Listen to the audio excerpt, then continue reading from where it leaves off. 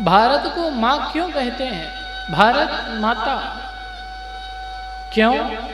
क्योंकि माँ के हृदय के समान दयालु कुछ हो ही नहीं सकता। जो माँ के हृदय में ममता है, जो माँ के हृदय में करुणा है, वो किसी और में नहीं है। बाकी के सब देश कुछ भी हो सकते हैं, देश हैं सिर्फ, पर भारत सर्वश्रेष्ठ है, माँ है। क्योंकि भारत साधना की धरती है, भारत भक्तों की धरती है, भारत संतों की धरती है, और भारत भगवान की भूमि है। जिस भूमि में साक्षात परम पिता परमात्मा अखंड कोटि ब्रह्मांड नायक बालक बन करके खेले हो, यह भूमि कुछ और नहीं, माँ ही हो सकती है। माँ का हृदय, ये भारत भूमि, माँ का हृदय कितना दयालु है। आप इस बात से अंदाजा करिए, मैया द्रौपदी के 5 सोते हुए पुत्रों की निर्मम हत्या करने वाला अश्वत्थामा जब दूर भाग गया तो अर्जुन आदि भगवान श्री कृष्ण के साथ उसको पकड़ लाए, पशु की तरह बांध दिया और बांध करके रथ में घसीटते हुए द्रौपदी के सामने खड़ा कर दिया। और जैसे ही द्रौपदी ने देखा, अभी तक मैया द्रौपदी दुखी थी, क्योंकि 5 पुत्रों की हत्या करी है अश्वत्थामा ने।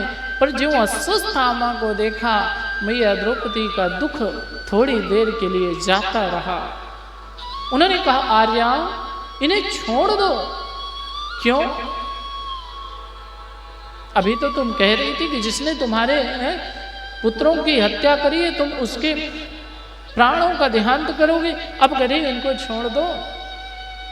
द्रौपदी कहती, आर्या मैं नहीं चाहती। क्या?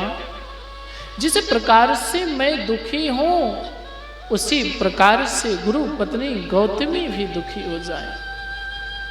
पुत्र के मरण की पीड़ा क्या होती है ये मुझसे पूछो, और जिस दुख को आज मैं उठा रही हूं, इस दुख के शोक के सागर में मैं अपनी गुरु पत्नी गौतमी को नहीं डुबोने चाहती, क्योंकि गौतमी पति देवता, श्रीमद् भागवत कथा कहते हैं।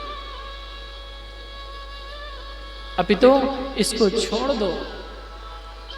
हाँ, यदि आप इसको मारोगे भी तो भी मेरे पुत्र लौट नहीं आएंगे।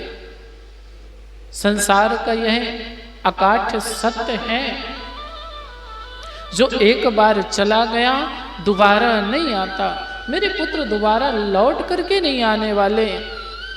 और बदले की भावना से यदि किसी दूसरी माता को भी वही दुख हम लोगों ने दे दिया तो मैं भी एक माँ कहलाने लायक नहीं रह जाऊंगी।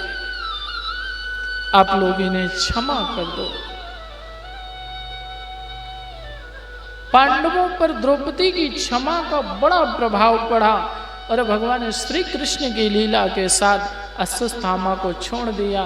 फिर क्या था, अश्वत्थामा लज्जित होकर के वहां से भाग गया, क्योंकि किसी को मारने से ज्यादा छोड़ देना बहुत बड़ा कार्य है। क्षमा करना भी बहुत बड़ा कार्य होता है। इसीलिए हम भी भारत माँ कहते हैं। भारत अपनी इस भारत भूमि में कितने प्रकार के कार्य करते हैं। कभी भूमि का सीना चीर करके उसमें जल लाते हैं, कभी मकान बनाते हैं, कभी दुकान बनाते हैं, और ये भारत माँ सब कुछ बर्दाश्त करती है अपने बेटे को पालने के लिए। अंत में हम सब इसी भारत माँ की गोद में जल के खाक हो जाते हैं। इसीलिए ये भारत माँ है, हमारे अत्याचार को क्षमा करती है, हमारे कार्यों को क्षमा करती है और सदैव हमें आशीर्वाद प्रदान करती है। कभी फलों के रूप में, कभी फसल के रूप में, कभी शुद्ध जल के रूप में भारत माँ हमें अपना आशीर्वाद, अपना छत्र प्रदान करते हैं। इसीलिए भारत को माँ कहा जाता है।